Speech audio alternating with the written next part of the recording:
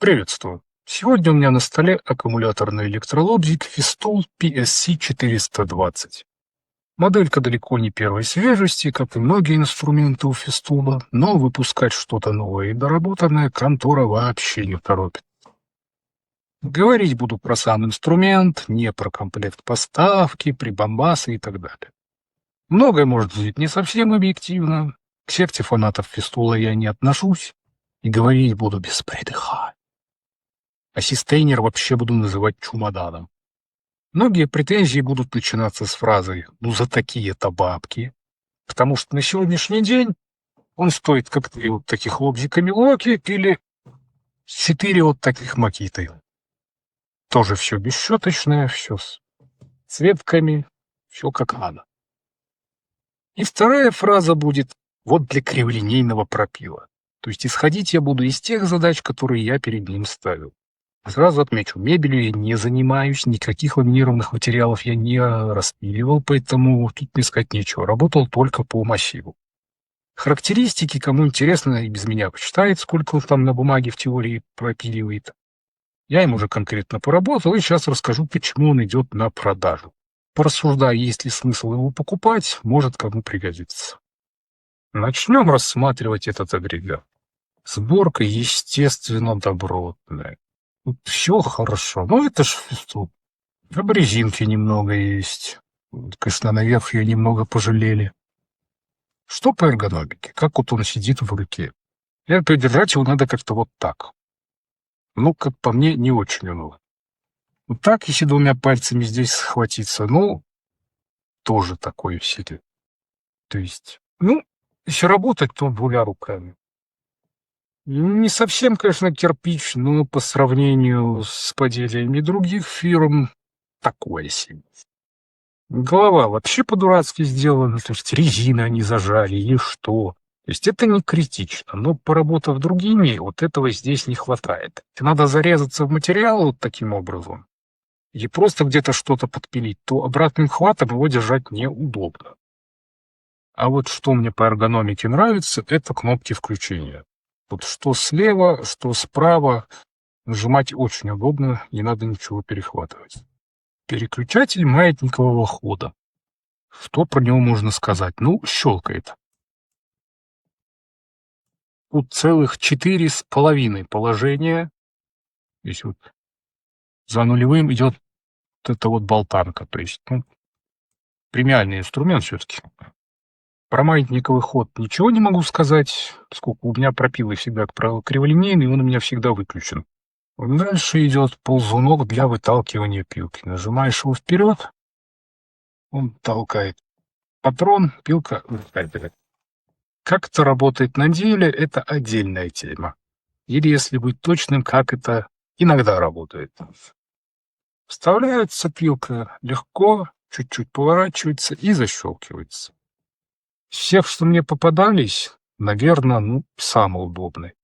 То есть вставляется и фиксируется очень мягко, без нажимов, без каких-либо проблем. Проблема здесь в чем? Это электронная ерунда, якобы всегда останавливает шток в одном и том же положении. Но на практике, по моим ощущениям, это происходит, ну, в процентах 60. Даже в инструкции этот момент прописан. Мол, включи, погоняй на холостом ходу, вдруг он остановится там, где надо. Если шток остановился в выдвинутом положении, то вот этот ползунок проходит мимо, и пилка не достается. И это не как в бошевских аппаратах, где вот пальцем отогнул, и она вылетела. То есть надо либо лезть как-то пальцами выкручивать, либо вдавливать шток внутрь, и тогда уже этот ползунок будет работать. Премиальность аж сочится. Представители этой конторы постоянно рассказывают сказки, что там суперэлектроника стоит, что он не может в другом положении останавливаться, и при этом пользователям приходится заниматься вот этой херней. А я напоминаю, что сейчас в магазинах я глянул, эта штука стоит где-то 700-800 баксов. Дальше. Регулировка оборотов.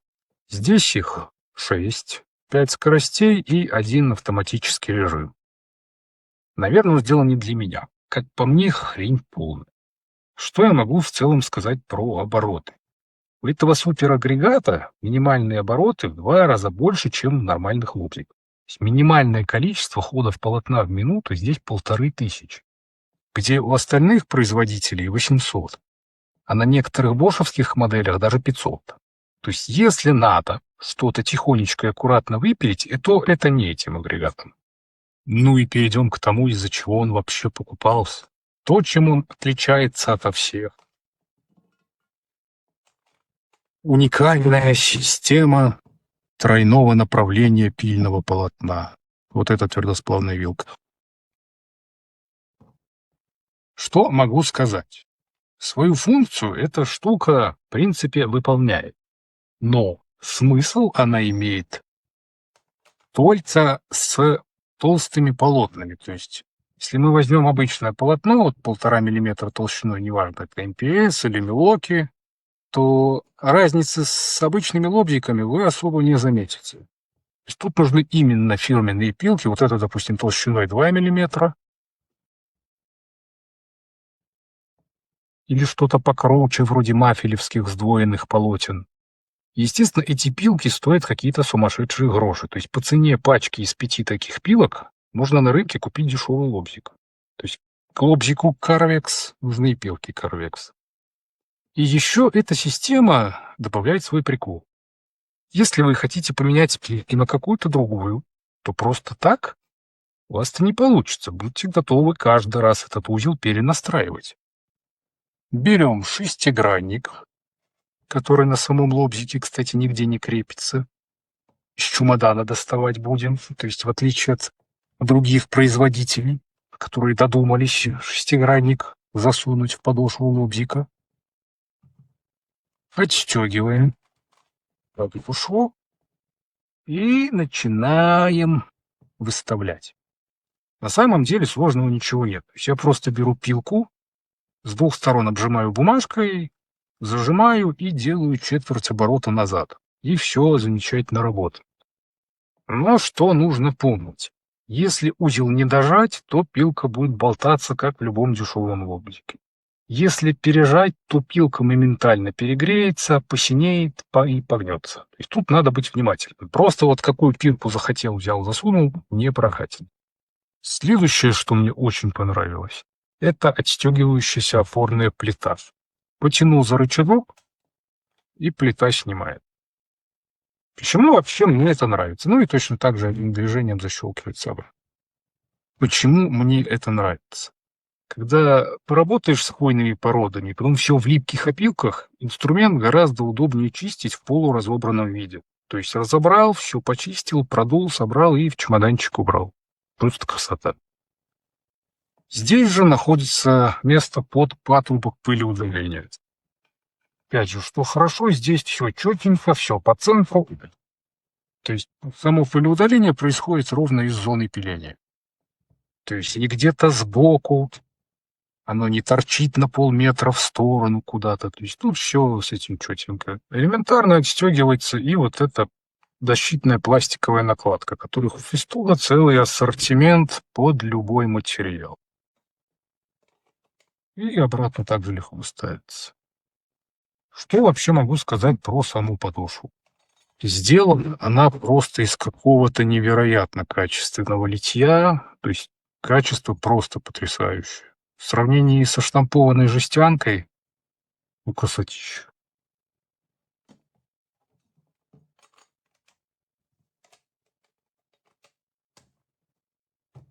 Подсветка. Что здесь можно сказать про подсветку? Ее 3 варианта. Подсветка включена, подсветка выключена и стробоскоп. Якобы пилка визуально не двигает. Очень интересная штука, какой-то разницы я вообще не заметил, только глаза напрягаются. Что этот стробоскоп дает, я так и не понял. Если лобзик повернуть в процессе работы, подсветка отключает.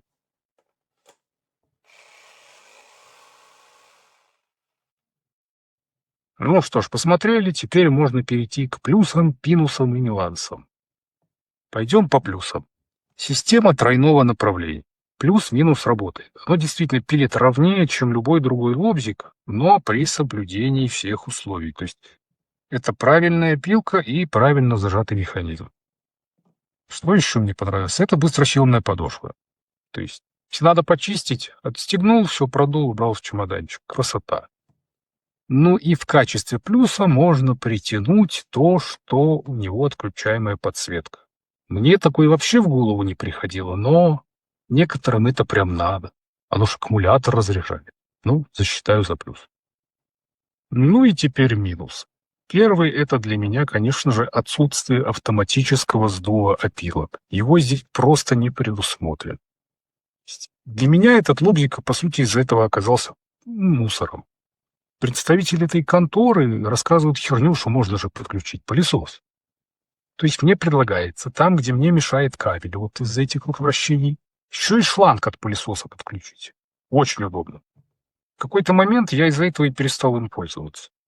У меня лежит лобзик за какие-то дурные гроши, которым я не хочу пользоваться, потому что в процессе работы мне надо самому сдувать опилки или как-то стоять на него фукать, как дебил. Потому что у других фирм вот с этим проблем нет. И вот тут можно и включить, и выключить. Вторая причина, почему я избавляюсь от этого аппарата, это совершенно неподходящее минимальное количество ходов полотна в минуту. Обороты тут дурные. При том, что, вот опять же, мне для криволинейных пропилов большие обороты не то что не нужны, они мешают. То есть пилка на повороте начинает греться, уходить, и все идет не туда и не так. Третье. Проблема с заменой пилки из-за вот этой глючащей ереси. То есть сколько бы представителей этой конторы в разных роликах не трындели, что там суперэлектроника, что он не может становиться в другом месте, все это херня. То есть для инструмента за такие бабки это сюр. Особенно если аккумулятор чуть подсевший, этот штук вообще будет восстанавливаться либо на середине, либо вообще выгребут.